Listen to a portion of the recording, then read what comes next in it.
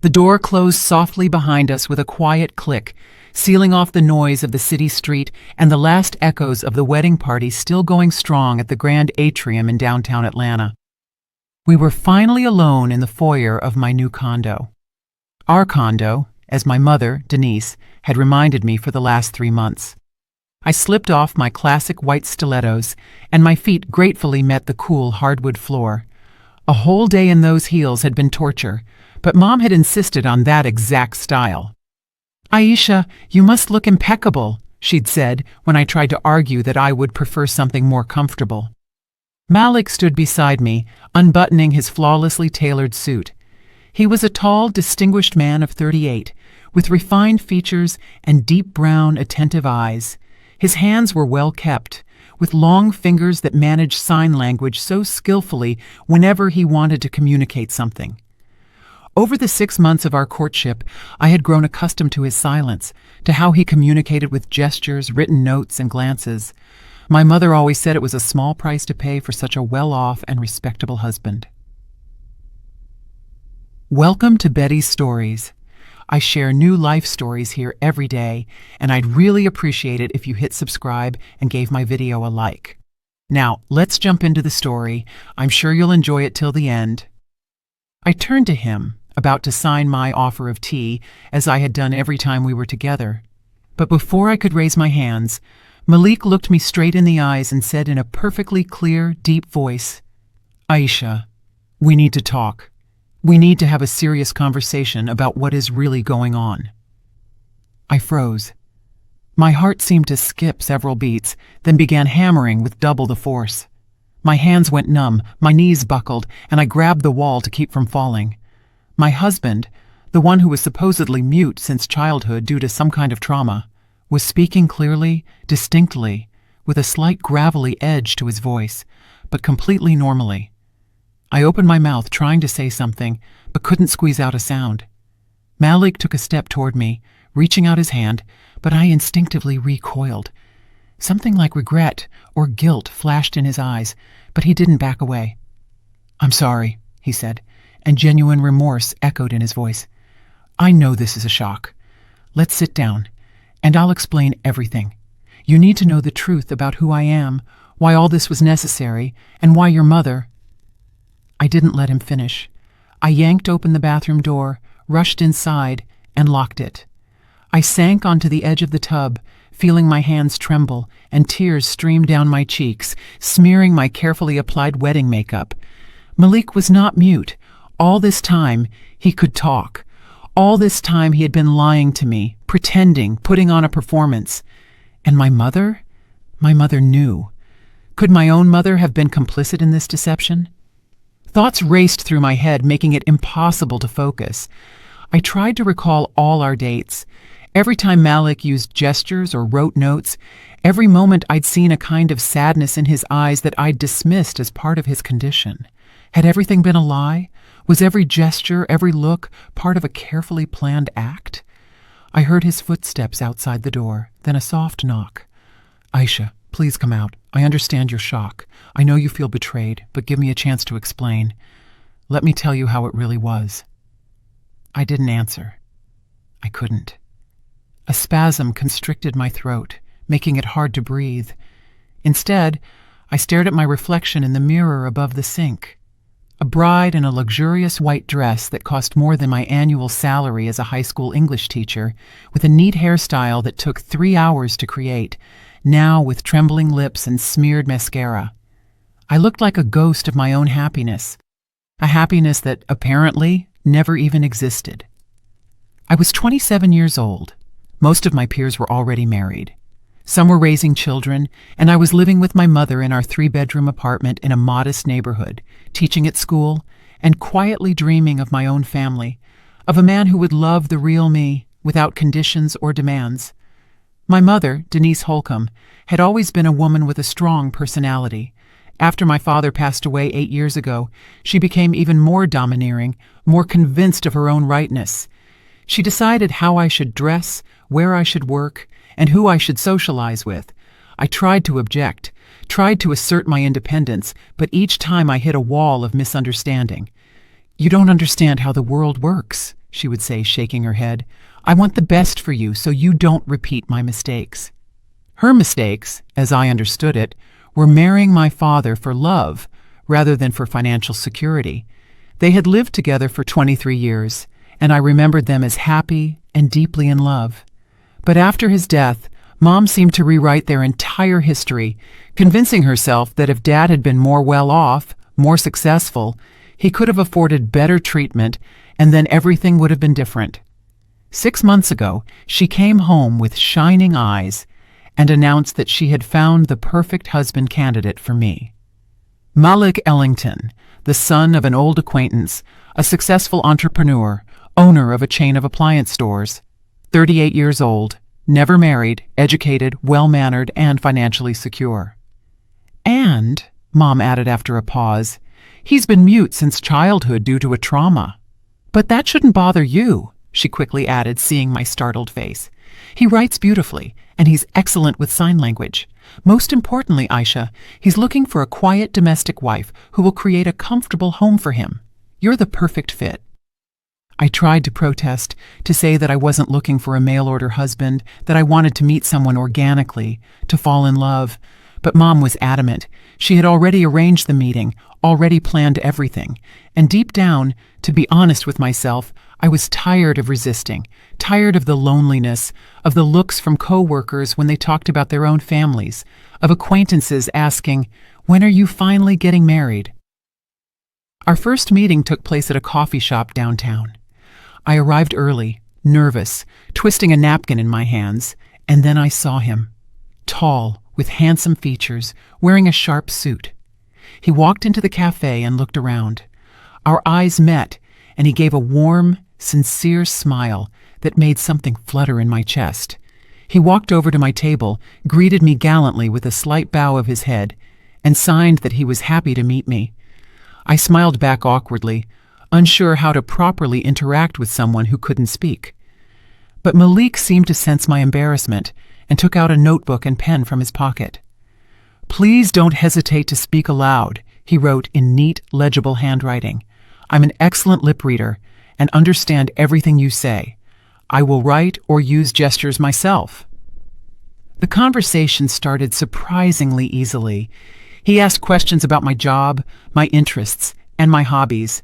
He wrote quickly, his pen gliding across the paper, leaving straight lines. I spoke about my love for literature, how much I enjoyed teaching and seeing children discover the world of books. He listened, or rather, read my lips, and I saw genuine interest in his eyes. "I have always admired teachers," he wrote. "It is a noble profession. You shape the future generation and help children find their way." I blushed at his words. Few people took my job so seriously. Most people considered being a high school English teacher to be not a career, but just a way to pass the time until marriage. We met again and again. Malik took me to upscale restaurants, theaters, and exhibitions. He was attentive and thoughtful, always remembering my preferences. If I mentioned that I loved white roses, he would surely have a bouquet of them at our next meeting. If I said I wanted to see a certain movie, he would buy tickets for the next showing. My mother was ecstatic. "See? I told you he was perfect," she repeated every time I returned from a date. "He's financially secure, respectable, and treats you like a queen. What more do you need for happiness?" I didn't know how to answer. On one hand, Malik was genuinely a pleasant person. He was smart and well-read. We found plenty of common ground. On the other hand, something inside me resisted. Maybe it was the absence of that spark, that magic you read about in novels. Maybe it was just fear of a serious commitment after so many years of single life. After 3 months of dating, Malik proposed. It was in Piedmont Park, where we often walked. He dropped to one knee, pulled out a box with a ring, and wrote on a piece of paper, "Aisha, you make me happy. Be my wife." I looked at him, at the ring with the large diamond that clearly cost a fortune, and couldn't utter a word. A chaos of thoughts spun in my head. Did I love this man? Was I ready to marry him? Did I want to spend the rest of my life with him? But I saw the hope in his eyes. I saw how much this meant to him, and I remembered Mom's words. Love will come with time. The most important thing is respect and care. Maybe she was right. Maybe passionate love only existed in books, and in real life, stability, reliability, and a feeling of security were more important. "Yes," I whispered, and Malik beamed. He slipped the ring onto my finger, hugged me, and I felt his heart beating in his chest, a strong, steady rhythm that should have calmed me. But instead, I only felt a strange emptiness inside. The next 3 months flew by in a whirlwind of wedding preparations. My mother took charge of everything. She chose the ballroom for the reception, made the guest list, ordered the dress, the flowers, and the decorations. I felt like an outsider observing my own wedding, not a participant in it. "Mom, maybe we should do something a little more modest." I tried to argue when she showed me the estimate for the reception for 120 guests. "We don't need that many people." But she waved me off. "Aisha, this is a once-in-a-lifetime event. You should remember this day. Besides, Malik insists on a proper celebration. He wants to show everyone what a beautiful bride he has." Malik genuinely didn't object to any of Mom's decisions. Whenever I tried to discuss details with him, he would just nod and write, "I trust your taste." But I knew it wasn't my taste. It was Mom's, and that irritated me more and more. A week before the wedding, I had a meltdown. I was sitting in my room in yet another wedding gown Mom had forced me to try on, and suddenly I burst into tears. Crying shook my body, smearing my makeup. I didn't understand what was happening to me. I should have been excited, looking forward to the wedding and my new life, but instead, I felt only fear and confusion. Mom walked into the room and stopped, seeing me. "Aisha, what's wrong?" Her voice was full of genuine concern. "I don't know, Mom," I sobbed. "I don't know if I'm doing the right thing. I'm not sure I love Malik. I'm not sure I want to get married." Mom sat down next to me and embraced me. "Sweetheart, this is just pre-wedding jitters. All brides go through this. Malik is a wonderful man. He will take care of you, give you stability, and protect you. And love? Love will come with time, once you're living together and building a family." "But what if it doesn't?" I whispered. "What if I never love him?" Mom sighed and stroked my hair. "Aisha, I lived with your father for 23 years. You know what I regret most? That we were so consumed by love for each other that we forgot about practical things, about saving money, securing the future, taking care of our health, and when he got sick, we didn't have the means for good treatment. If I had chosen a more financially secure husband, perhaps things would have been different. Perhaps your father would still be alive." Her words pierced me. I had never thought about it that way. I had never blamed Mom for Dad's death. It was just a tragic accident, a swift illness that couldn't be stopped. "Mom, that wasn't your fault or Dad's," I said. "It just happened." She shook her head. "Maybe, but I don't want you to make the same mistakes. Malik will give you everything you need. You will never be in need again. You won't worry about tomorrow, and that's more important than romantic feelings, which fade away eventually anyway." I didn't know what to say. Maybe she was right.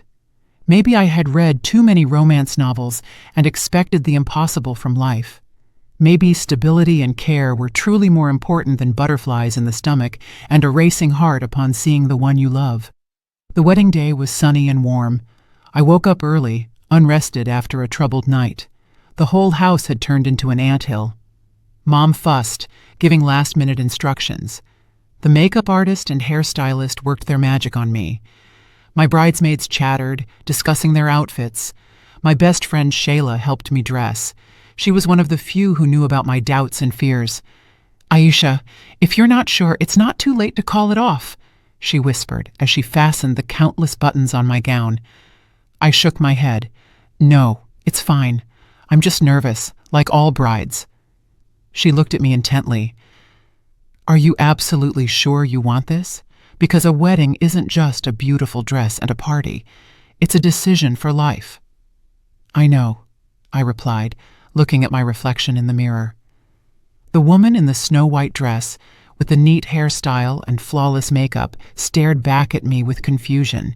She was beautiful, but there was no joy in her eyes, only resignation. But I had already made my decision. Malik was a good man. We would be happy. The ceremony at City Hall passed in a blur. I remember saying, "I do," Malik slipping the wedding band onto my finger, and our kiss under the applause of the guests. His lips were warm and soft. The kiss was gentle and chaste, but I felt nothing but detachment, as if it wasn't happening to me. The reception at the hotel ballroom was lavish. Mom spared no expense. Snow-white tablecloths, fresh flowers on every table, exquisite dishes, expensive champagne, and 120 guests, most of whom I had never met before. Malik's relatives, his business partners, Mom's acquaintances. Everyone smiled, congratulated us, and wished us happiness. Malik sat next to me, holding my hand, occasionally leaning over and writing something on a notepad. Compliments, gentle words that were supposed to make me happy. But instead, I felt only weariness and the desire for it all to end quickly. Mom looked happy and satisfied. She flitted from table to table, accepting congratulations, talking about what a wonderful son-in-law she had acquired. Her eyes shone with triumph, as if she had just won an important battle. "Your mother is so happy," Malik wrote, noticing my gaze on her. "She genuinely cares about your happiness." I nodded, unable to answer aloud whether Mom cared about my happiness or her own peace of mind, knowing I was settled. I didn't know the answer to that question. The evening dragged on forever, dancing, toasts, traditional wedding games. I smiled, thanked people for their congratulations, and danced a slow dance with Malik to a romantic song. His hands on my waist were firm but not clingy. He led me around the dance floor as if I were a fragile porcelain doll who needed to be protected. Finally, around 11 o'clock in the evening, the reception began to wind down. Guests gradually departed, wishing us happiness and urging us to give Mom grandchildren soon. Mom kissed me repeatedly, whispering in my ear, "You made the right choice, my daughter. Be happy." Then she hugged Malik, said something to him, and he nodded in response. We got into the car Malik had hired for our wedding. The driver took us to my new condo, or rather our condo, as Mom kept reminding me. Malik had bought it a month ago, a 2-bedroom, 2-bathroom apartment in a new upscale high-rise near downtown Atlanta. I had only seen pictures of it. He said he wanted to surprise me, furnishing everything himself so I could move into a finished home. The drive took about 20 minutes. We rode in silence. Malik stared out the window, thoughtfully biting his lip. I looked at my hands in their white gloves, at the ring on my finger, which still felt foreign and uncomfortable. Finally, we arrived. The driver opened the door and wished us happiness. Malik took my arm and we walked into the lobby. A brand new, scratch-free elevator whisked us up to the 18th floor. Malik took out the keys, opened the door, and we stepped inside. The condo was spacious and bright. A large living room with floor-to-ceiling windows, a modern kitchen, and 2 bedrooms. The furniture was new, expensive, and tastefully chosen. Everything looked perfect, like a photograph from an interior design magazine. I removed my shoes, and my feet gratefully touched the cool hardwood floor. Malik closed the door, and we were left alone in the silence of the condo that was now supposed to be our home. And then he spoke in that deep, slightly gravelly voice that made my heart freeze, then beat at a frantic pace. Now, I was sitting in the bathroom, listening to him knock on the door again, begging me to come out and talk. But I couldn't bring myself to turn the key, open the door, and look into the eyes of the man who had pretended to be mute for 6 months and now wanted to explain why he had needed to do it. "Aisha, please," his voice sounded pleading. "I know you feel betrayed, and you're right to, but listen to me. Hear me out, and then decide what to do next. I won't hold you if you want to leave, but give me a chance to explain." I looked at my reflection in the mirror, smeared mascara, red eyes, trembling lips. Not a happy bride, but rather the victim of some elaborate prank. Taking a deep breath, I stood up, washed my face with cold water, dried it with a towel, then slowly turned the key and opened the door. Malik stood in the hallway, leaning his back against the wall. He was still in his wedding suit, having only unbuttoned the top few buttons of his shirt and removed his jacket. Seeing me, he straightened up and took a step toward me. "Thank you for coming out," he said softly. "Let's go into the living room and sit down. This is going to be a long talk." I silently walked past him into the living room and sat on the edge of the new leather sofa. Malik sat in the armchair opposite, not next to me, as if understanding I needed distance between us. He was silent for a long time, choosing his words. Then he took a deep breath and began to speak.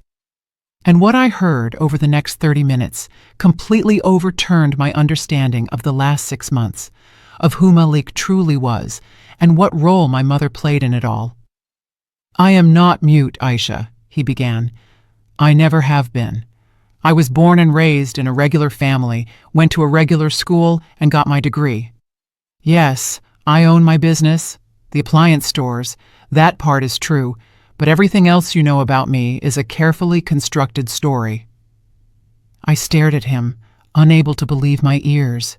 He spoke calmly, without emotion, as if talking about the weather or a movie he had watched. 2 years ago, I was married. My wife's name was Chloe.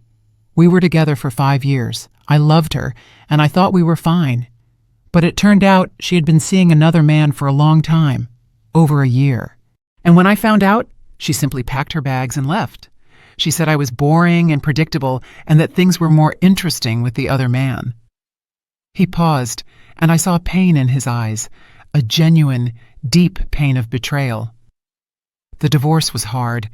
She demanded half the business and half our assets, and she got it because I was a fool who believed in love and didn't have a prenuptial agreement. After the divorce, I swore to myself I would never marry for love again, that next time I would be smarter, more calculating. "And that's when you decided to pretend to be mute?" I burst out. My voice was strange, raspy from tears. "To test if a woman would marry you for your money, not your charm and eloquence?" Malik shook his head. "Not exactly. The idea wasn't only mine. It was a joint plan with your mother." I froze. Mom knew? Not just knew. She was the initiator. Malik stood up, walked to the window, and stood looking out at the city lights. "Denise Holcomb is my godmother. We've known each other since childhood, although we rarely spoke for many years. But after my divorce, she heard about my situation and offered to meet. She said she wanted to help." I listened, unable to believe my ears. Mom was his godmother? She had never mentioned it, never said she knew Malik since childhood. "She told me about you," Malik continued, "that you were a teacher, that you were smart, kind, domestic, that you weren't spoiled or chasing money, and that you valued real principles. And she suggested we meet." But why pretend to be mute? I didn't understand. If she spoke so highly of me, why all the lies? Malik turned around and looked at me. "Because I was afraid of being fooled again, afraid of trusting the wrong person again." Denise suggested the plan. She said, "If Aisha agrees to marry you even though you can't speak, it will prove that she isn't superficial, that she's interested in the man, not his ability to deliver a pretty speech." So it was a test? A trial? I felt anger boiling up inside me. You and Mom decided to test me, like a piece of litmus paper, to see if I was good enough for you? Aisha, it wasn't like that. Malik took a step toward me. I never wanted to hurt you, but after what I'd been through, I simply couldn't trust a woman who would fall in love with my words or my promises. I wanted to find someone who would accept me as I was, without pretense. "But you created the pretense yourself." I leaped up from the sofa.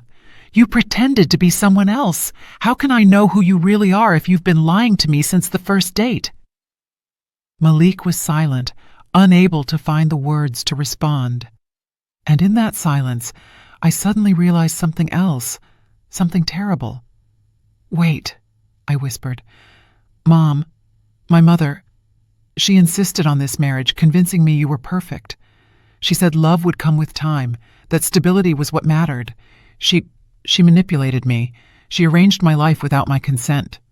Malik didn't answer, but I saw confirmation in his eyes.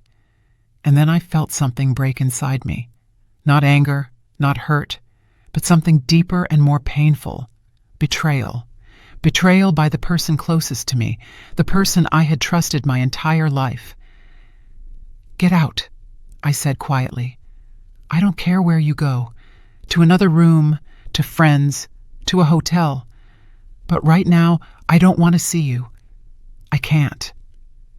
Malik hesitated. "Aisha, I truly regret this. I know I acted wrongly, but give me a chance." "Get out!" I raised my voice, and he flinched. "Right now, immediately." He nodded and walked toward the door. At the threshold, he turned back. "I'll be at my brother's place. Here's his number in case you decide to talk." He placed a piece of paper on the table by the door. "And Aisha, please forgive me. Truly forgive me." The door closed behind him, and I was left alone in this perfect condo he had furnished for our life together. A life built on a lie. I sank onto the sofa, hugged my knees, and wept. I cried over everything. The lost illusions, the trust that had been betrayed, the maternal love that turned out to be so strange and distorted. I cried because I didn't know who I was now, a wife or a deceived fool who had been settled like a mindless child. I don't know how much time passed, maybe an hour, maybe more. When the tears finally stopped, I got up, went to the bathroom, washed my face, took off my wedding dress, threw it on the floor, and changed into a simple nightgown I found in the bedroom closet. Malik had apparently made sure there were clothes for me here. I lay down on the bed, pulled the blanket over me, and stared at the ceiling. Thoughts tormented me, giving me no rest. What should I do now? Forgive him? But how could I forgive such a deception? Leave? But where would I go? Back to Mom, who was part of this plan. The phone on the nightstand suddenly rang, and I flinched. I picked it up and saw Mom's name on the screen. Of course, she was calling. She probably wanted to know how the first night of marriage went, if everything was okay with her perfect plan. I stared at the screen for a long time, then hit the decline button. I couldn't talk to her now. I didn't know what to say, or how not to scream. The phone rang again. I declined the call again. Then a message came. "Aisha, why aren't you picking up? Is everything okay? Please call me." I hurled the phone onto the bed and covered my face with my hands. "No, Mom, nothing is okay. Your perfect plan fell apart because you forgot one tiny detail. I am not a thing to be arranged and forgotten. I am a living person with feelings, with a right to the truth, and a right to my own life." I couldn't sleep. I tossed and turned, trying to find a comfortable position, but my thoughts gave me no peace. I recalled all my dates with Malik, every moment he used gestures or wrote notes. Was all of it an act? Was every gesture, every smile, a lie? But at the same time, I remembered his eyes, warm, attentive, in which I had seen sincerity, and I recalled his care, his attention to detail. Was all of that pretense too? Or did he genuinely have some feelings for me? "No," I whispered into the darkness. How could he have feelings for someone he deceived from the very first meeting? Just before dawn, I finally fell into a restless sleep. I dreamed of the wedding, but all the guests were faceless shadows, and Malik stood at the altar with his mouth sealed shut with thick thread. I tried to scream, tried to say that this was wrong, but no sound escaped my throat. I woke up to a knock at the door. Bright sunlight streamed through the window, indicating that it was well past noon. I got up, put on a robe, and went to the door, still groggy and disoriented. I looked through the peephole and saw Mom. She stood there with grocery bags in her hands, looking worried. I hesitated, not knowing whether to open up. But Mom knocked persistently again, and I realized she wouldn't leave until we talked. I opened the door. Mom came in, put the bags on the floor, and looked at me closely. "Aisha, what happened? You look terrible. Why weren't you answering my calls? Where is Malik?" I silently walked into the kitchen and turned on the kettle. Mom followed me. Her face was full of anxiety. "Aisha, you're scaring me. Tell me what happened." I turned to her, and there must have been something in my eyes that made her take a step back. "Malik can speak," I said in an even voice. "He was never mute. He was pretending all this time, and you knew about it from the beginning." Mom's face went pale, then flushed red. She opened her mouth, then closed it, unable to find the words. "Is it true?" I asked, though I already knew the answer. "Were you involved in this deception? Did you manipulate me, arrange my life without ever asking for my consent?" Mom leaned against the counter and ran a hand over her face. "Aisha, I can explain everything." "Explain?" I sat across from her. "Explain why my own mother decided she had the right to control my life? Why didn't you tell me the truth about Malik? Why were you part of this whole production?" Mom was silent for a long time, looking out the window. Then she sighed and began to speak. "Malik is my godson. I knew his parents before he was born. We were close friends, but then life took us in different directions, and we hardly spoke. When he got divorced, and I found out what he'd gone through, how he'd been betrayed, I felt sorry for him. He's such a good boy, always hardworking, honest, and respectable. And I thought—" She stopped, choosing her words. "You thought he was the perfect match for me," I finished for her, "and you decided to orchestrate our lives without asking what either of us wanted. Aisha, I meant well." Mom looked at me with a pleading gaze. "You were alone for so long. I saw how you suffered, how lonely you were. And I knew Malik. I knew he was a good man, that he would take care of you and give you everything you needed to be happy. Did I want to harm you?" "No, you didn't," I conceded. "But you decided for me. You were part of a lie that was supposed to be the foundation of my marriage. What kind of relationship can be built on a lie?" Mom shook her head. "It wasn't a lie. Not entirely. Malik truly was looking for a wife. He really wanted to start a family. And this mute experiment was necessary for him to make sure you were marrying him, not for pretty words or promises, but because you saw the person inside. Is that so bad?" "Yes!" I pounded the table with my fist. "Yes, Mom, it's bad, because the foundation of any relationship is trust and honesty. And you two started with deception. How can I ever trust him now? Trust you? How can I know this isn't just another lie, another manipulation?" Mom stood up, came over to me, and tried to hug me, but I pulled away. "Don't. I don't want your hugs right now. I want the truth, the whole truth about what happened and what you planned." Mom sighed, returning to her chair. "Fine, I'll tell you everything." And she told me how Malik came to her after the divorce, broken and having lost faith in love and women. How she offered to introduce him to me, describing how good, reliable, and domestic I was. How Malik agreed to meet, but asked for time to be sure I wasn't like his ex-wife. "The idea for the muteness was his," Mom admitted. "He said he wanted to see how a woman would react to a man who couldn't speak. Would she be patient, kind, or would she run away at the first sign of difficulty? And I agreed, because I also wanted to be sure he was right for you, that he wouldn't hurt you or leave you." "So it was a test for both of us?" I couldn't believe my ears. He was testing me, and you were testing him. Mom nodded. "Yes, and when I saw how he treated you, how caring and attentive he was, I knew he was truly a good person, that you would be happy with him." "But you forgot to ask what I thought," I said bitterly. "You forgot that I have a right to choose, a right to the truth." "I thought it would be better this way," Mom said softly, almost whispering. "I thought if you found out the truth after the wedding, when you were already together, you would forgive him and understand it was for your own good." I looked at her, my mother, whom I had loved all my life, and felt a strange mix of pity and anger. Pity because I saw she truly believed she was doing the right thing. Anger because she didn't see me as an adult capable of making her own decisions. "Mom, I don't know if I can forgive you," I finally said. "Not now. Maybe with time.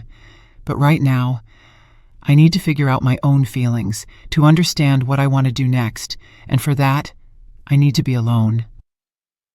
Mom nodded, wiping the tears that had begun to stream down her cheeks. "I understand. Forgive me, Aisha. I truly wanted the best. She stood up, picked up her bag, and turned back at the threshold. If you decide to talk, I'm always here. I love you, my daughter. After she left, I was alone again. I sat on the sofa, hugged my knees, and tried to figure out what to do next. Divorce? File for annulment since the marriage was based on fraud? That seemed like the logical decision, but something inside me resisted. Maybe it was because I remembered Malik's eyes when he asked for forgiveness. Maybe it was because I realized he, too, was a victim in this situation, a victim of his ex-wife's betrayal, a victim of the fear of being deceived again. But that doesn't excuse the lie, I said aloud, as if trying to convince myself. I spent the whole day in the condo, not leaving, not answering calls. I ate what I found in the refrigerator, stared out the window, and tried to read a book but couldn't focus. Toward evening, the doorbell rang again. This time, it was my friend Shayla. I opened the door, and she immediately hugged me. "Aisha, your mom called. She said you were in trouble. What happened?" I let her in, and we sat on the sofa. I told her everything, that Malik wasn't mute, that it was a fraud from the start, and that Mom had been part of the plan. Shayla listened, her eyes widening in astonishment. When I finished, she was silent for a long time, processing the information.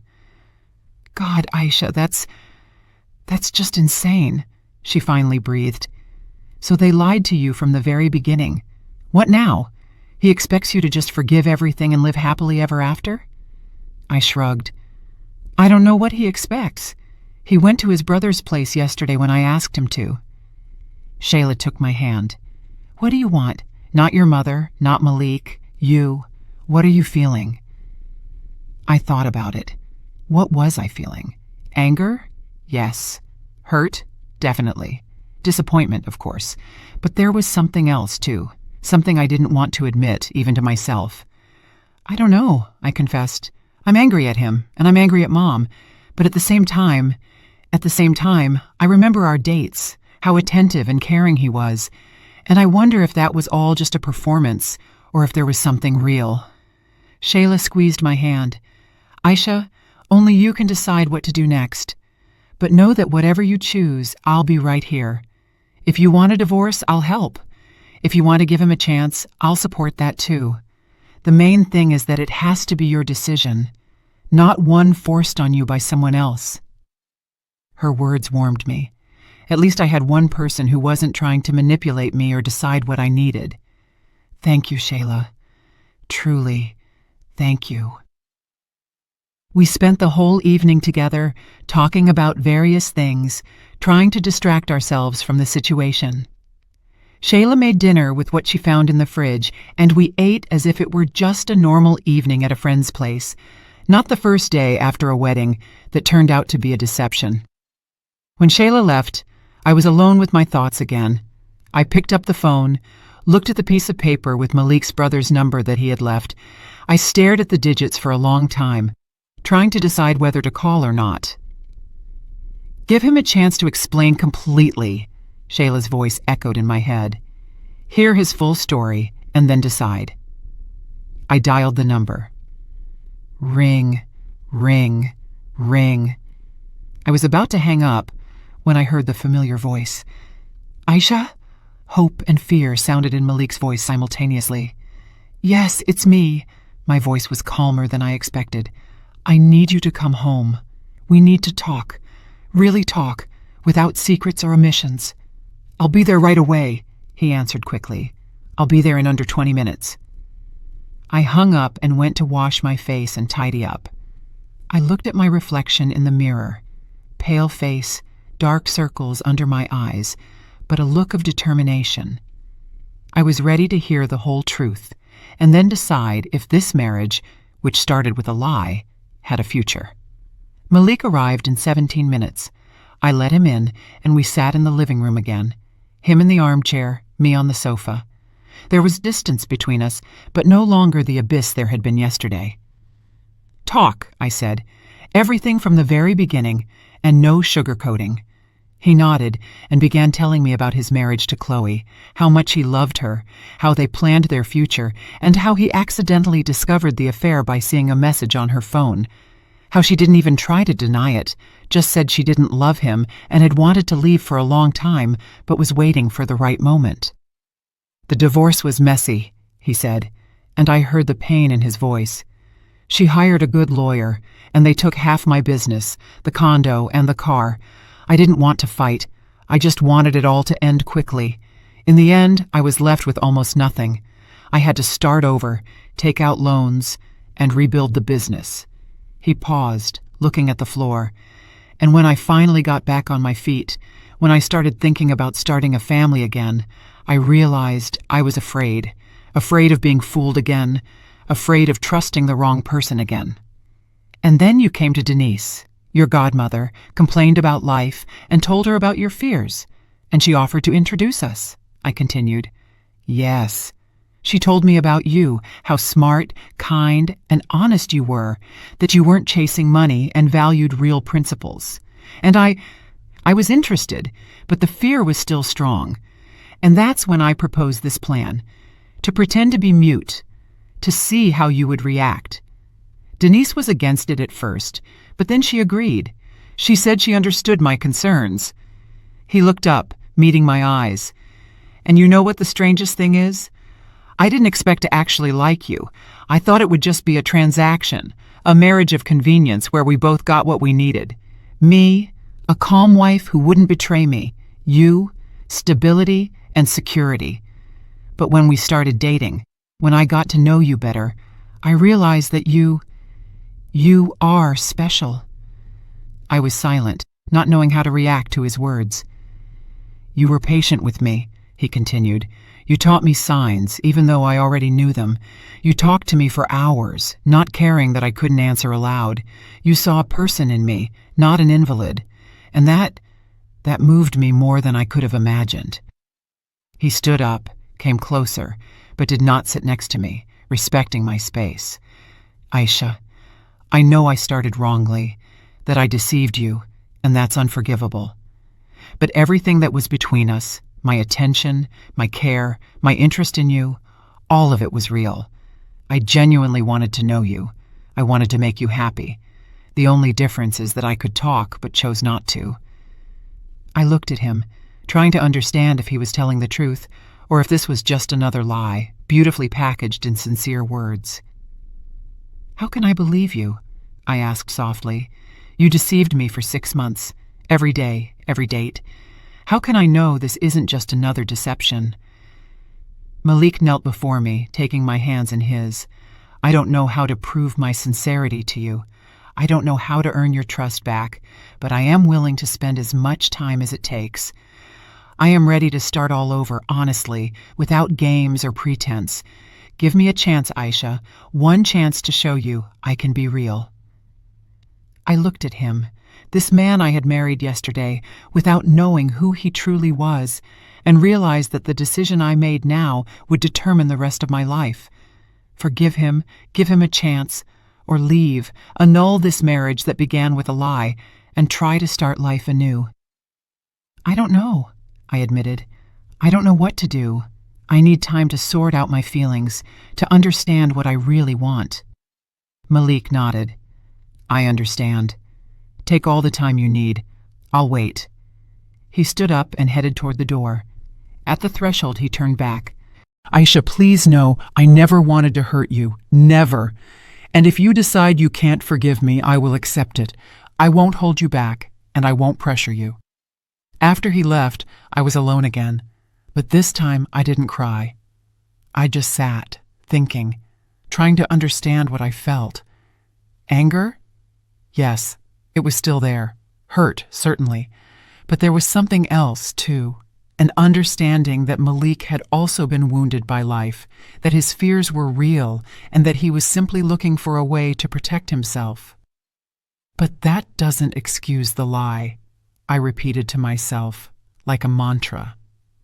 I spent the next few days in deep contemplation, not leaving the condo, not answering my mother's calls, who rang constantly, trying to talk. Shayla came over every evening, brought food, and supported me. Malik didn't call or text. He gave me space, just as he promised. But every evening, a bouquet of flowers appeared on the doorstep. White roses, my favorite. With no note, no words, just flowers, reminding me that he remembered, that he was waiting.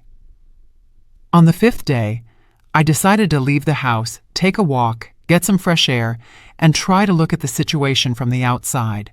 I dressed in simple jeans and a sweater and walked out. I walked for a long time aimlessly, just wandering the streets, watching people. Young couples holding hands, families with children, elderly spouses sitting on a park bench. They all looked happy and content, and I wondered if they knew everything about each other, or if everyone had their own secrets, their own omissions, their own small lies. But there's an abyss between omission and pretense, I reminded myself. I walked into a coffee shop, ordered coffee, and sat by the window, watching the passers-by. Suddenly, I saw Malik. He was walking on the opposite side of the street, talking on his phone, looking tired and stressed. I froze, watching him. He didn't see me. He just walked his path, engrossed in conversation. And in that moment, something clicked in my head. I realized that despite all the deception and all the lies, Malik was a real person with real feelings and fears. Not a villain from a fairy tale, not a cunning manipulator, but just a person who had been hurt and was looking for a way to protect himself. It doesn't excuse him, I told myself, but maybe it explains him. I finished my coffee, paid, and walked outside. Malik was already out of sight, but I knew what I had to do next. I needed to talk to him again, to really talk, without anger or accusations, to try and understand him, just as he apparently had been trying to understand me all those months. That evening, I called him. He answered after the first ring. "Malik," I said, "come over. We need to talk." "I'll be there in half an hour." I hung up and went to wash my face and freshen up. I looked at my reflection in the mirror, pale face, dark circles under my eyes, but a determined gaze. I was ready to hear the whole truth and then decide if this marriage, which started with a lie, had a future. He arrived in 30 minutes. We sat in the living room again, but this time I allowed him to sit next to me on the sofa. "I've been thinking," I started. "I've thought a lot about this situation, about you, about myself, about us, and I realize that I can't just take a step back and forgive you. Trust isn't restored in one day." He nodded. His face was serious. "But I also realized that I don't want to just give up. I don't want to destroy what could be because of a bad start. So I propose we start over, truly start over, with a clean slate." Malik looked at me with hope. "What do you mean?" "Let's pretend we just met, that there was nothing between us yet. No deception, no lies, no wedding. Just two people who want to get to know each other, truly get to know each other, without games or pretense." I paused, collecting my thoughts. "But this will be on my terms. No secrets, no omissions, complete honesty about everything, your past, your fears, your hopes, and I will be honest with you. I will tell you about my doubts, my feelings, and what I really think." "I agree," Malik said quickly. "To any terms. Thank you, Aisha. Thank you for this chance." "Don't thank me yet," I stopped him. "I'm not promising I can forgive you. I'm not promising things will work out between us. This is just an attempt to see if we have a future." He nodded. "I understand, and I will do everything to prove that I am worthy of your trust." We spent the entire evening talking, truly talking, perhaps for the first time since we met. Malik told me about his childhood, his parents, how he started his business, his hobbies, dreams, and fears. And I opened up too, telling him about myself, my relationship with Mom, my job, and what I wanted from life. It was strange to hear his voice, which had been silent for so long. It was deep and pleasant, with a slight gravelly edge. He spoke slowly, thinking over every word, as if afraid to say the wrong thing again.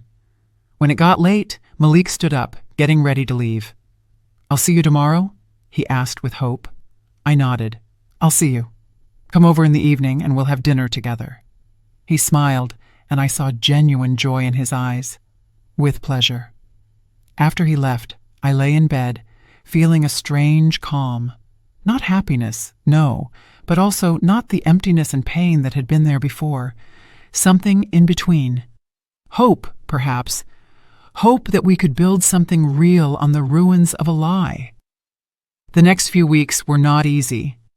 Malik and I met every day, talking and getting to know each other again, step by step. He took me to restaurants, theaters, and exhibitions, just like before, but everything was different now. Now he was talking, sharing his thoughts and emotions, and I saw the real him, without the mask of muteness. I learned that he loved reading classic literature, especially Dostoevsky, that as a child he dreamed of becoming an architect, but life took a different turn, that he was afraid of heights but never told anyone, that his favorite season was fall because it reminded him of his childhood when he and his parents would pick mushrooms in the woods. And he got to know the real me, not the person I tried to be to meet Mom's expectations. He learned that I love to dance, even though I'm terrible at it, that I dream of writing a novel, but am afraid I won't succeed, and that I hate lies in any form, even small, polite ones. "I know," he said when I confessed this. "That's why I'm so afraid of deceiving you again, even accidentally." Gradually, my anger subsided, replaced by understanding. I still hadn't completely forgiven him, but I was beginning to see the situation from a different perspective, realizing that he was also a victim of a betrayal that destroyed his faith in people. The conversation with Mom was more complicated. I met with her 2 weeks after that first confrontation. We sat in a coffee shop drinking tea, and I could see how nervous she was, twisting a napkin in her hands. "Aisha, forgive me," she began. "I truly didn't want to hurt you. I just wanted you to be happy, to have everything you needed." "Mom, you decided for me," I said calmly. "You didn't ask what I wanted. You just created a plan and expected me to follow it like an obedient doll." She lowered her eyes. "I know, and I regret it. But you have to understand, after your father died, I was so afraid for you. Afraid you would repeat my mistakes, that you would marry for love to a man who couldn't provide for you. And when the opportunity arose to settle you with Malik, I couldn't pass it up." "But Mom, Dad wasn't a mistake," I said gently. "You loved each other. You were happy. Wasn't that more important than money and security?" She shook her head. "You don't understand, Aisha. When your father got sick, when I couldn't afford better treatment, when I watched him fade away day by day, I realized that love wasn't enough. You also need stability and the ability to give the person you love everything they need." I took her hand. "Mom, Dad didn't die because of a lack of money. He died because that's what happened in life, and it's wrong to blame yourself for it. You did everything you could." Tears streamed down her cheeks. "But I could have done more. If we had money, if I had chosen a more secure husband, maybe everything would have been different." "And maybe not," I said. "Maybe nothing would have changed, but you would have lived your life with a man you didn't love, and that would have made you unhappy." We sat for a long time, holding hands, crying. It was a catharsis for both of us, a release from old resentments and unspoken feelings. "I forgive you, Mom," I finally said, "but from now on, please trust me. Trust my choices and my decisions. I am an adult woman, and I have the right to my own life." She nodded, wiping her tears. "I promise I won't interfere again." A month passed since that night Malik spoke. We were still living separately. He was at his brother's, and I was in our condo. But we met every day, rebuilding our relationship, step by step. One evening, as we were walking in the park, Malik suddenly stopped and took my hands. "Aisha, I want to ask you something, and I ask you to be honest." I nodded, feeling my heart start to beat faster. "Do we have a chance? Can you ever forgive me completely and give our marriage a real chance?" I was silent for a long time, thinking. Had I forgiven him completely? No. The scar of the deception still hurt, still reminded me of itself. but I felt we were moving in the right direction, that we were gradually building something real. "I don't know," I answered honestly. "I don't know if I can forgive you completely, but I know that I want to try. I want to give us a chance to become a real family, based on honesty and trust." Malik smiled, and in his eyes I saw relief and gratitude.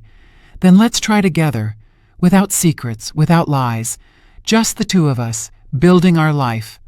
I nodded. "Together."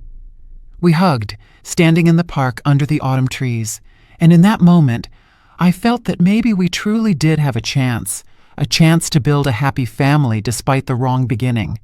But many more challenges, many more conversations, and a lot of work on rebuilding trust lay ahead. The first challenge didn't keep us waiting. A week after our conversation in the park, Malik moved back into the condo. We agreed to live as roommates, each in our own room, without obligations or pressure. Just two people under one roof who wanted to get to know each other better. The first few days were strange. I was used to being alone, used to silence and freedom, and now I had to share space with a man who was still a mystery to me. We met in the kitchen in the mornings, made breakfast, exchanged awkward glances, and tried to start conversations. Malik tried his best. He made my coffee just the way I liked it, left good morning notes on the fridge, and offered to help with chores. I saw and appreciated his efforts, but inside, I was still on guard.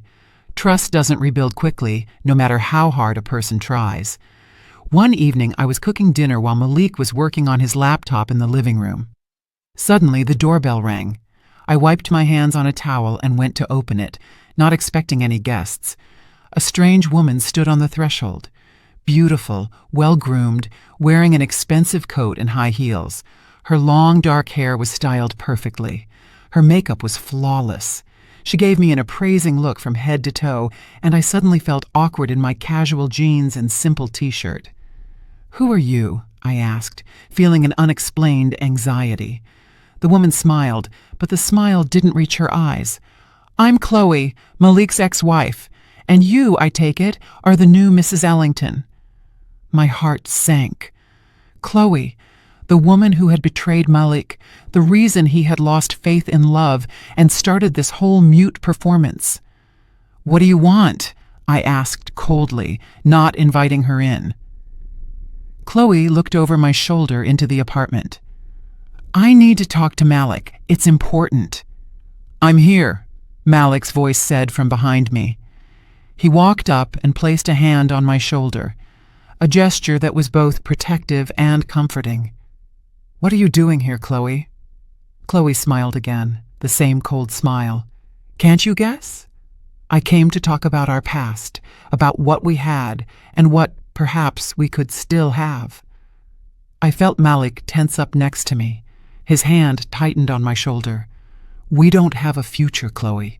We don't even have a present. There is only a past that ended 2 years ago." Chloe shook her head. "You think so, Malik? We were married for 5 years. 5 years of my life I gave to you. Do you really think you can just erase me and start over? With her?" She nodded in my direction, and the contempt in her gaze made anger boil up inside me. "She is my wife," Malik said firmly. "I ask you to respect her. As for us, it's been over for 2 years. You made that choice yourself when you cheated on me and left for another man." Chloe sighed, and I noticed her eyes momentarily fill with tears, but she quickly composed herself. "I made a mistake, Malik. I realized it too late, but I did realize it. That man, he left me after 6 months. He said I was just a distraction. And you? You were real. You loved me genuinely, and I was too foolish to appreciate it." I looked at her, and despite all the anger I felt, I couldn't help but notice the pain in her eyes, a genuine, deep pain of remorse. "Chloe, even if that's true, it's still too late," Malik said. There was no anger in his voice, only weariness. "I've moved on. I have a new life, a new relationship, and I don't want to go back to the past."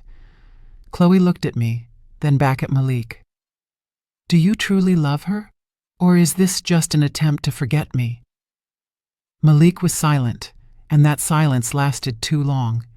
I felt something clutch inside me. Why wasn't he answering immediately? Why was he hesitating? "I am building a relationship with her," he finally said. "An honest, open relationship. I ask you to respect that and leave us in peace." Chloe nodded, and a single tear rolled down her cheek. "Fine, I'll leave. But know this, Malik. If you ever change your mind, if you ever want to give us a second chance, I'll be waiting." She turned and walked toward the elevator without looking back. Malik closed the door and leaned his back against it, closing his eyes. "I'm sorry," he said quietly. "I didn't know she would come. I didn't know she wanted to come back." I stood with my arms crossed over my chest, feeling a strange mix of anger, jealousy, and doubt. "You hesitated," I said. "When she asked if you loved me, you hesitated." Malik opened his eyes and looked at me. "Aisha, I hesitated not because I'm thinking about Chloe. I hesitated because I don't know if I have the right to talk about love after what I did, after deceiving you for 6 months." He walked closer and took my hands in his. "But if you're asking if I have feelings for you, the answer is yes, I do. Strong, deep feelings that have grown with every meeting we've had. And no, I don't want to go back to Chloe. I don't want to go back to a past that was only pain and betrayal." I looked into his eyes, trying to gauge if he was telling the truth, and I saw a sincerity so clear that I couldn't help but believe him. "All right," I said softly, "but if she shows up again, if she tries to get you back, I want to know about it, immediately. No secrets." Malik nodded. "I promise. No secrets." We returned to our normal routine, but Chloe's visit left a mark. I caught myself thinking about her, that they had been together for 5 years, that they had a history, a connection that we didn't have, and that gave rise to doubts. Was I good enough? Could Malik truly forget her and build something with me? Shayla, when I told her about Chloe's visit, was adamant. "Aisha, don't let that witch ruin what you and Malik are building. She showed up because she found out he got married. She's just jealous that he was able to move on and she was left alone." "But she was his first love," I countered. 5 years of marriage is a long time. How can I compete with that? Shayla grabbed my shoulders and forced me to look into her eyes. "You don't have to compete. You just have to be yourself. If Malik chose you, it means he sees something in you that wasn't in Chloe. Trust him and trust yourself." I tried to follow her advice, but it wasn't easy. Every time Malik was late from work, every time he was silent, lost in his thoughts, I thought, what if he's thinking about her? What if he regrets marrying me? The situation escalated 2 weeks later when I accidentally saw a text message on Malik's phone. He had left it on the kitchen table and gone to shower. The screen lit up with an incoming message, and I instinctively looked. "I can't stop thinking about you. Please meet me, just once. Chloe." My heart stopped. They were texting. Despite all his promises, despite what he had said about wanting only me, they were texting. When Malik came out of the shower, I was sitting on the sofa with his phone in my hands. He saw my face and immediately understood what had happened. "Aisha, I can explain." "Explain," I said coldly, handing him the phone. "Explain why your ex-wife is texting you that she can't stop thinking about you. Explain why you're exchanging texts when you promised everything was over." Malik took the phone and looked at the message. "This is her first message in 2 weeks. I haven't answered her. I haven't sought a meeting." He showed me the message history. Indeed, there were only messages from Chloe, dozens of them, begging for a meeting, saying she missed him, that she wanted to come back. But there was not a single response from Malik. "Why didn't you block her number?" I asked, feeling my anger slowly give way to bewilderment. Malik sat down next to me on the sofa. "Because I was afraid it would look like running away, like I still feel something for her and therefore have to avoid her. I wanted to show that I didn't care, that her words didn't affect me." "But they do affect me," I said softly. "Every message she sends, every attempt to get you back, affects me because I'm unsure, Malik. I'm unsure about us, about what we're building. And when she appears, all my doubts return.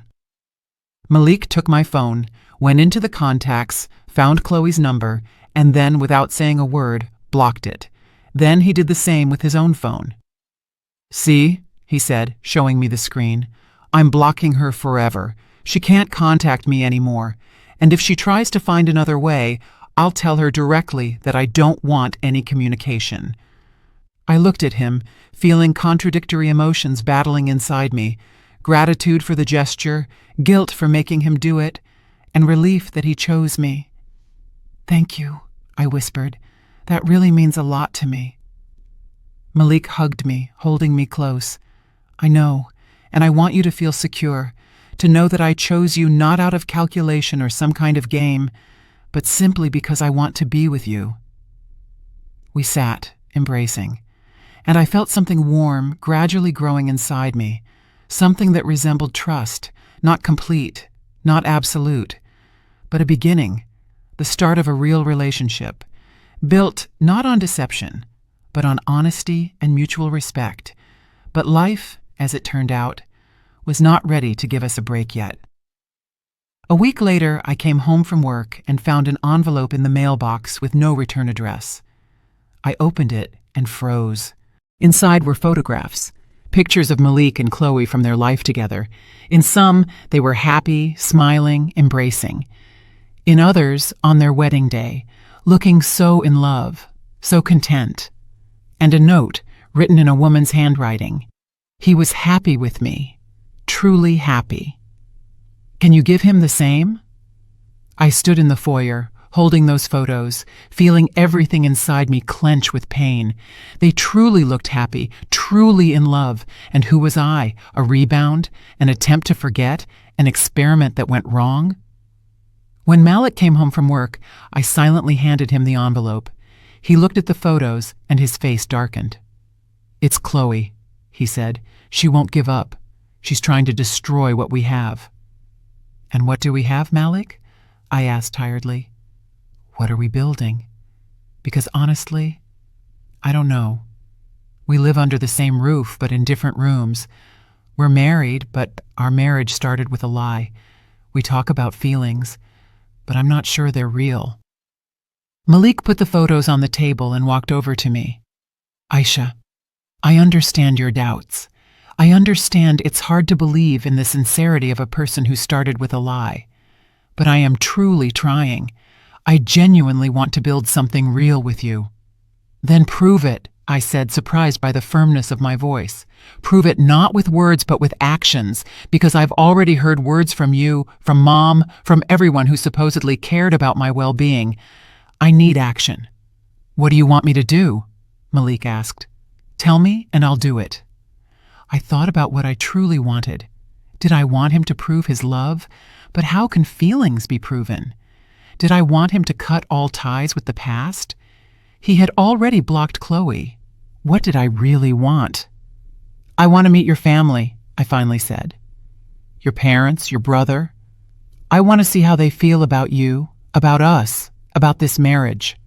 I want to understand who you truly are, not through your words, but through the people who have known you your whole life." Malik nodded. "Okay, I'll call my parents and arrange a meeting. They've wanted to meet you for a long time, but I kept putting it off, thinking we needed to sort out our relationship first." The meeting was set for the following weekend. We drove to Malik's parents' country home. On the way, I was nervous, twisting my purse in my hands, rehearsing what I would say. "Don't worry," Malik reassured me, putting his hand on my knee. "They're good people. They'll love you." His parents' home was large and cozy, with a garden and a patio. We were greeted by Malik's mother, Brenda Ellington, a smiling woman in her 60s, with kind eyes and a warm embrace. "We finally meet," she exclaimed, hugging me. "Malik has told me so much about you. Come in, don't stand at the door." Malik's father, Arthur Ellington, was more reserved, but also welcoming. He shook my hand and looked closely into my eyes, as if assessing me. During lunch, Brenda asked me about my job, my family, and my interests. I answered, trying to be honest and open. I talked about the school, my students, and my love for literature. Teacher, a noble profession, Arthur remarked. My mother taught math her whole life. I saw how much effort and heart she put into her students. After lunch, Malik went with his father to the workshop to discuss some business matters, and I stayed in the kitchen with Brenda. We were washing dishes when she suddenly asked, Aisha, may I ask you a personal question? I tensed. Of course. Are you happy with my son? Truly happy? I froze, not knowing how to answer. Was I happy? Or was I just trying to build something from the ruins of a deception? I don't know, I confessed honestly. It's all so complicated. Our marriage didn't start the way it should have, and I'm still trying to figure out what I feel, whether I can trust him. Brenda nodded, wiping a plate. Denise told me about your situation, about the plan she and Malik came up with. I was against it from the start, you know. I told my son you shouldn't build a relationship on lies, but he was so wounded after his divorce from Chloe, so afraid of being deceived again, that he wouldn't listen. She turned to me, putting a hand on my shoulder. But I saw how he changed after he met you. Even when he was still pretending to be mute, I saw something new in his eyes. Lightness, joy, hope. The Malik I hadn't seen in 2 years. And I knew you were special to him. Not just a wife of convenience, but a person who truly mattered. Her words warmed me and gave me hope. The truth is hard, dear, she continued. My son isn't perfect.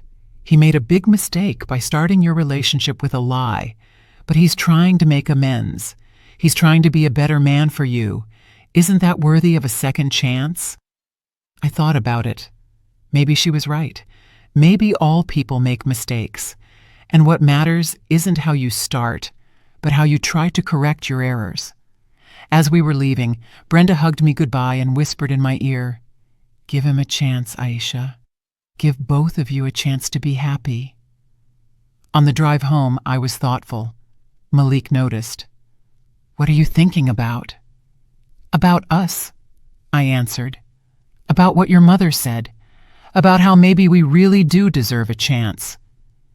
Malik took my hand and kissed my fingers. We do deserve it, Aisha. I believe that. When we got home, a surprise awaited us. Chloe was sitting by the door. She looked tired and disheveled, completely unlike the well-groomed woman I had seen the first time. Malik, please, hear me out, she began, standing up.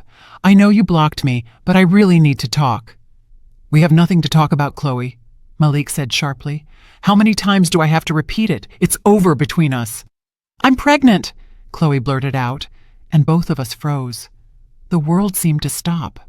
I looked at Chloe, trying to understand if I had heard correctly. Pregnant. By whom? Malik? That can't be my child, Malik said slowly. We haven't been together for 2 years. Chloe shook her head, and tears streamed down her cheeks. No, it's not your baby. I met another man after we broke up, the one I left you for. We were together for a few months, and then he found out about the pregnancy and disappeared. He just up and vanished, without even saying goodbye. She sank to the floor right by the door, hugging her knees. I realized what a mistake I made, a huge, unforgivable mistake. I had you, Malik, a man who loved me and cared for me, and I chose adventures and thrills. And what did I get? I'm pregnant and alone by a man who didn't even bother to say goodbye, and you're no longer in my life. She looked up at us, her eyes full of despair. I'm not asking you to come back. I know that's impossible. I just wanted you to know how much I regret what I did. She stood up, wiping her tears. I'm sorry I bothered you. I won't come back or write again. I wish you happiness, Malik. Real happiness, the kind I couldn't give you.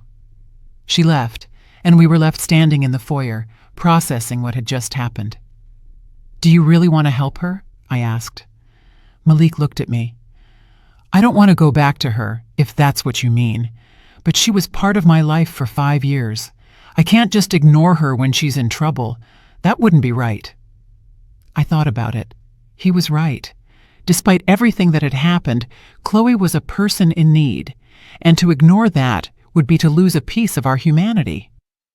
"All right," I said. "Help her, but keep me informed. I want to know how you're helping her and when you meet with her, if you do at all. Complete transparency, remember?" Malik hugged me. "Thank you for understanding. Complete transparency, I promise."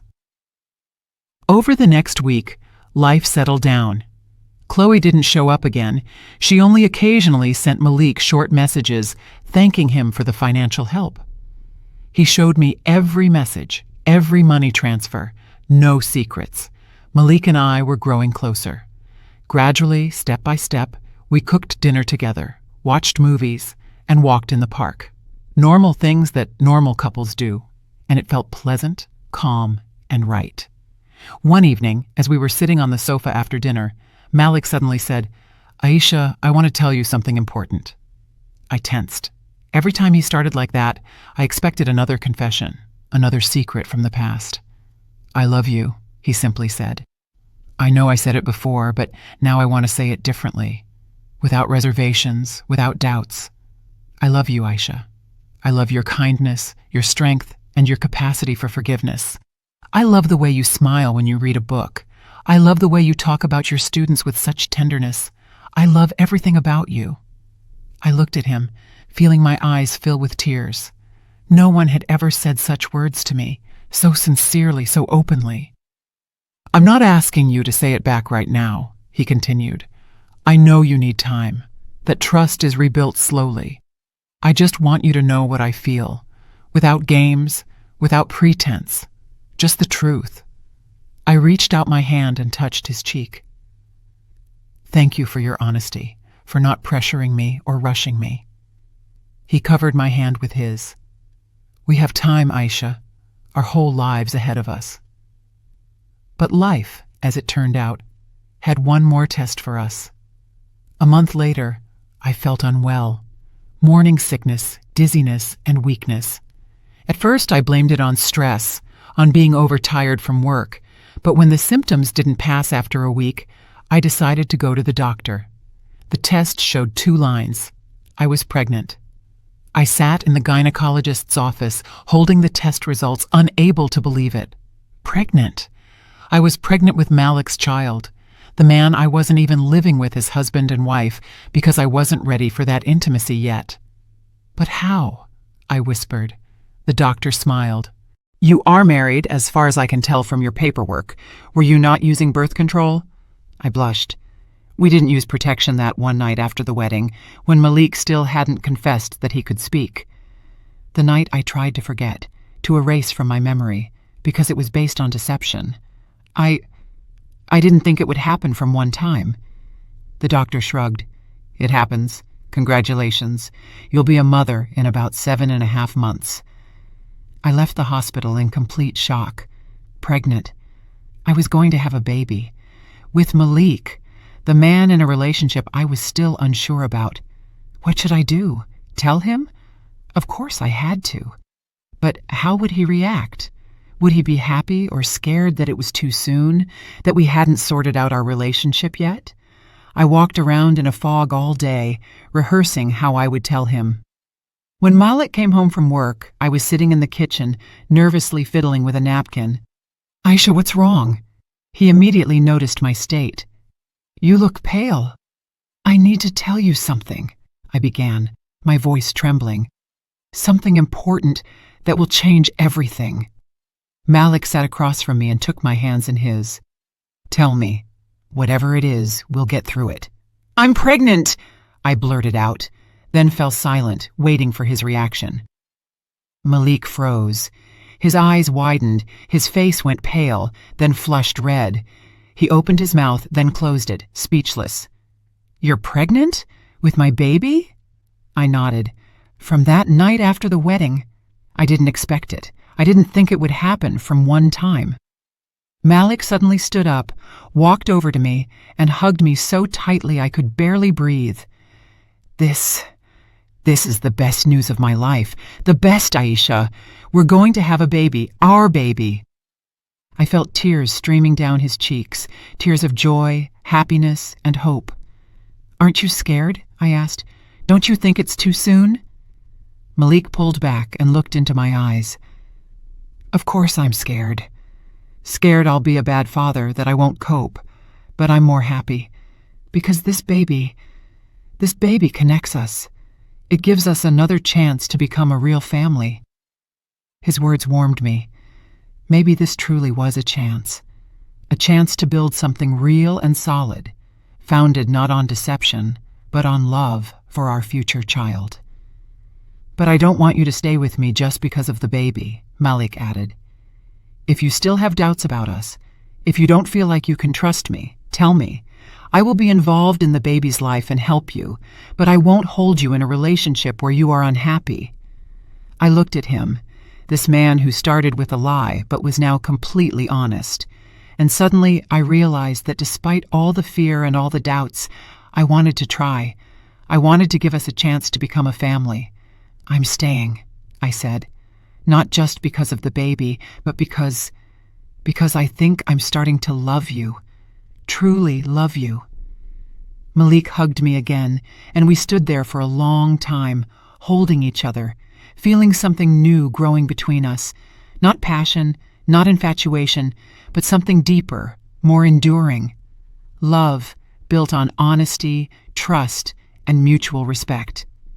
The following months were challenging but happy. The pregnancy went smoothly, and I gradually got used to the idea of becoming a mother soon. Malik was by my side every second. He came to all the doctor's appointments, read books about pregnancy and childbirth, and prepared the nursery. Mom, when she heard about the pregnancy, was ecstatic. "See, my daughter? I told you Malik was perfect. Now you'll have a complete family." I didn't argue with her, though I wanted to say that a family is built on love, not calculation. But Mom was happy, and I didn't want to ruin her mood. We no longer crossed paths with Chloe. Malik continued to help her financially until she gave birth. Then she herself refused the help, saying she had found a job and could provide for herself and the baby. "Do you think she'll manage?" I asked Malik one day. "I think so," he replied. "Chloe is a strong woman when she wants to be. Maybe motherhood will change her, make her more responsible." In the 7th month of my pregnancy, Malik and I finally decided to live as true husband and wife, no longer in separate rooms, but together in the same bed. It felt strange and exciting at the same time, but also right, as if everything had finally fallen into place. "Aisha," Malik said one night as we lay embracing, "thank you." For what, I wondered. For giving me a chance. For not giving up when it would have been easier to leave. For believing in us. I turned to him and looked into his eyes. "I want to say thank you, too, for changing, for learning to be honest, and for loving me despite all my fears and doubts." He kissed me tenderly, carefully, as if I were the most precious thing he had. And in that moment, I knew that yes, I loved him, deeply and truly. The birth started 2 weeks early. I woke up in the middle of the night with sharp pain in my lower abdomen. Malik woke up immediately and jumped out of bed. "The contractions are starting." I nodded, clenching my teeth against the pain. "I think so." He was amazing, calm, collected, and knew exactly what to do. He helped me get dressed, packed the bag we had prepared in advance, and called a taxi. On the way to the hospital, he held my hand, comforting me and telling me everything would be fine. The labor was long and hard, 14 hours of pain, exhaustion, and fear. But Malik was by my side every minute. He never left, wiped my brow, and whispered words of encouragement. And finally, when I thought I couldn't bear it anymore, a cry rang out, the cry of our daughter who had just come into the world. "It's a girl," the midwife announced, placing the tiny bundle on my chest. "Congratulations, a healthy, beautiful girl."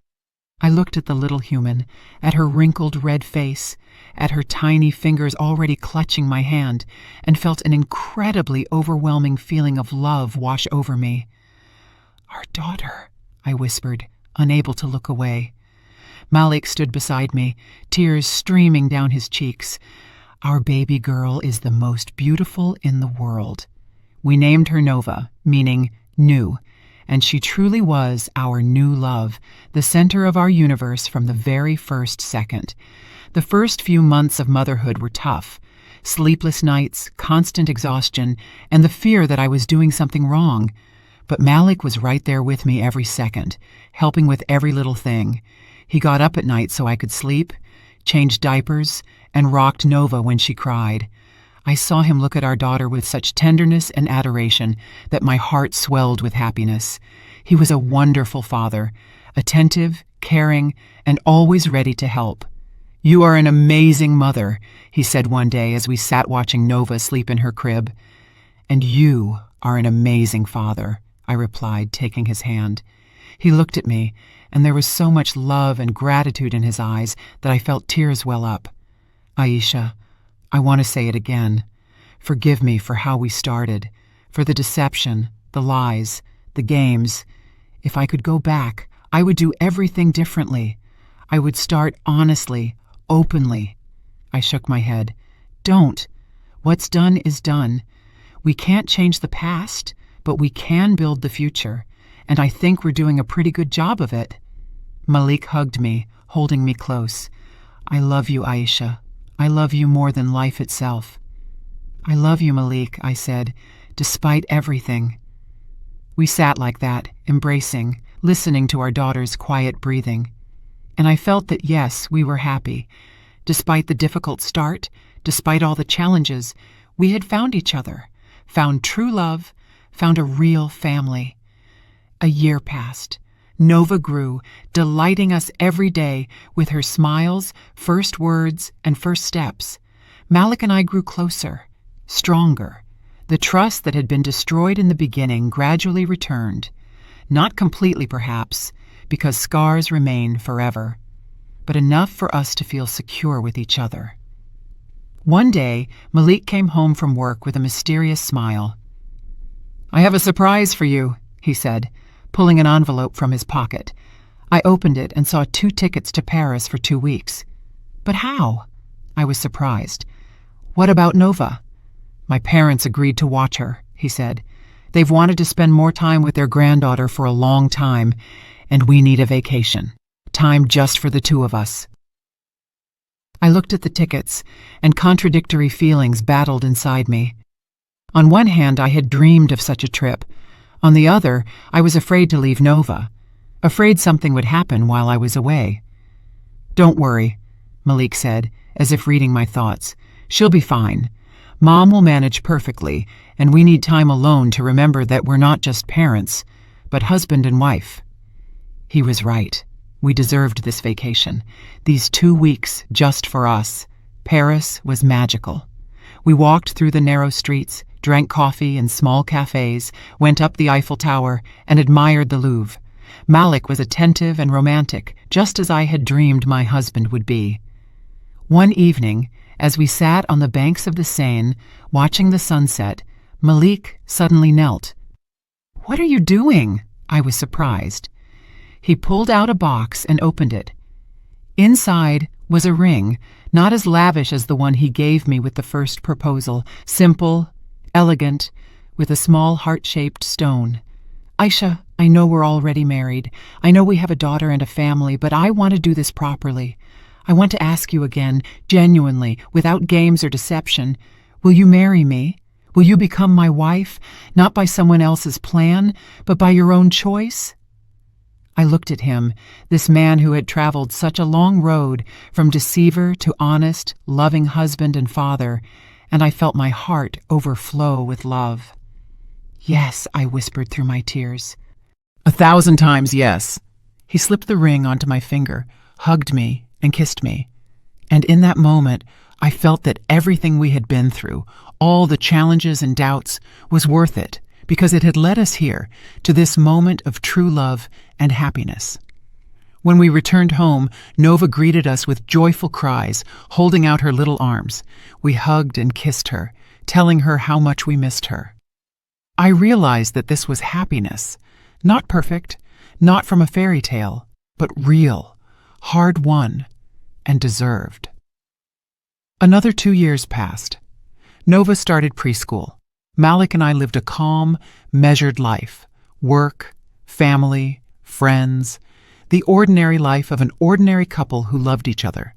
Mom sometimes came to visit, helped with Nova, and told me about her life. Our relationship had mended, although I still remembered her role in that deception. But I had forgiven her, understanding that she truly meant well, just by the wrong path. Shayla became Nova's godmother and our family friend. She often came over, played with our daughter, and chatted with me about life. "You know, Aisha, I'm proud of you," she said one day. "You managed to turn a lie into truth, a deception into real love. That counts for a lot." Chloe got married a year and a half after Nova was born to a good man who accepted her child as his own. She sent Malik an invitation to the wedding. And surprisingly, we went. It felt strange, but right, to show that we held no grudges, that we wished her happiness. "Thank you for coming," she said at the wedding, walking over to us. "And thank you for everything, Malik, for the help, for the understanding. You were better than I deserved." Malik nodded. "Be happy, Chloe. You deserve it." One day, when Nova was 3 years old, she asked, "Mommy, Daddy, do you love each other?" Malik and I exchanged glances and smiled. "Yes, sweetie," I replied. "We love each other very much." "And how did you meet?" I hesitated. Should I tell the truth about how it all started with a lie or make up a beautiful story? Malik took my hand and squeezed it. "We met in a very unusual way," he began. "At first, we didn't understand each other and we made mistakes, but then we learned to be honest and open, and now we are a family." Nova nodded, satisfied with the answer, and ran off to play with her toys. "Thank you," I whispered, "for not lying to her." "I don't lie anymore," Malik replied. "Never to anyone. I learned that, thanks to you." I hugged him, and we sat there, holding each other, watching our daughter play. And I thought about the incredible journey we had traveled, from that night when he spoke and shattered all my illusions, to this day when we were a happy family, founded on love and trust.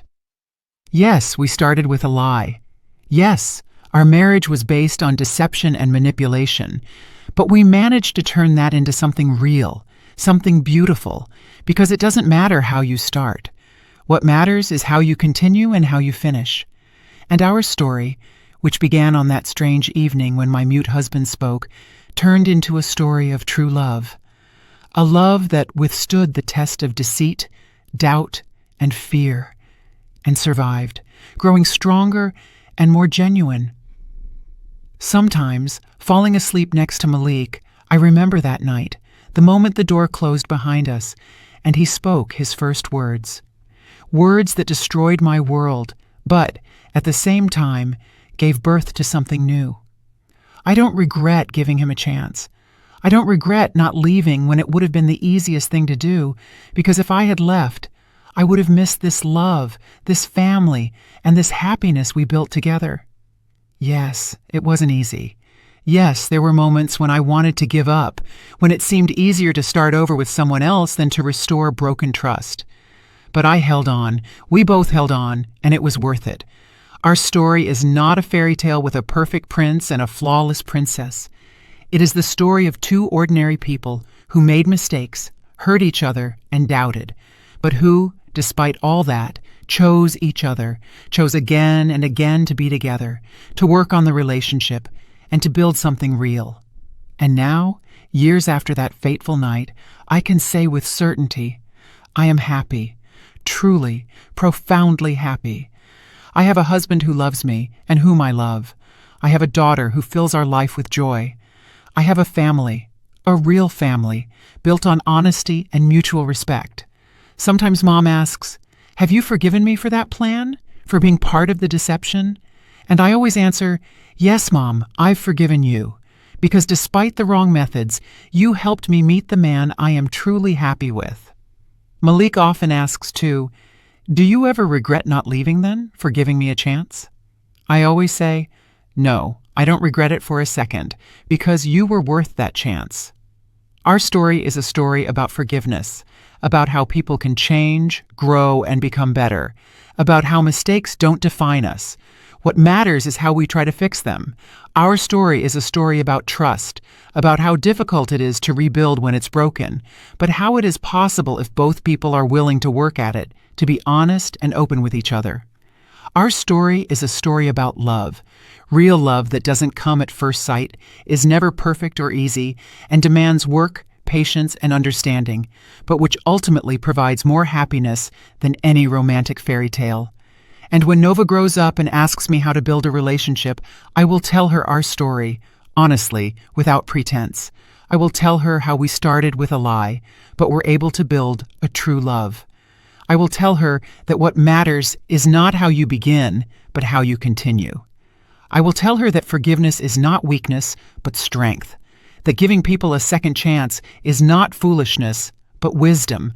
That love is not just butterflies in the stomach and a racing heart, but the daily work of building a relationship, building yourself, and building trust. I hope that when she meets her person, she will be wiser than us, that she won't start with a lie, but will immediately build a relationship on honesty and openness. But if something goes wrong, if she faces betrayal or lies, I hope she remembers our story and understands that anything can be fixed if both people truly want it. Because that desire to be together, no matter what, is what true love is. Not perfect, not from fairy tales, but real, the kind that lasts a lifetime. And when I look at Malik, at the way he plays with our daughter, how he laughs at her jokes, how he kisses her goodnight and tells her stories, I know I made the right choice. The choice to stay, the choice to forgive, the choice to give us a chance. Because love is a choice, not a feeling that comes and goes, but a daily choice to be there, to support, to love, and to forgive. And I choose Malik every day, just as he chooses me. And ultimately, that's all that matters. I'm really glad you're here and that I could share my story with you. If you liked it, show me by liking the video and subscribing to my channel. Let's see how many of us there are. Write in the comments which city you're watching from and what time it is. I'm so curious to know where all you wonderful people are tuning in from. If you want to support me a little extra, you can also send a small donation. I share new life stories for you every single day. And now, 2 of my most popular stories will pop up on the screen so you can choose what to watch next.